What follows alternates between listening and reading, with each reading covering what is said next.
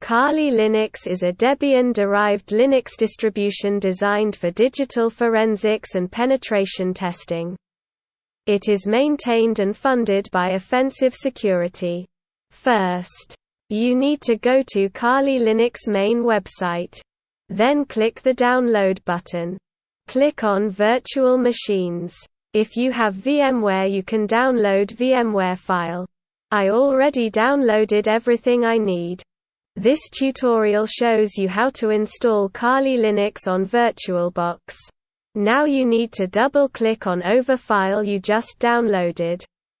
You don't need to change anything. Just click on Import. Now wait until the process is complete. Click on the Start button to start Kali Linux. Now you open a virtual machine which runs Kali Linux. Thank you for watching.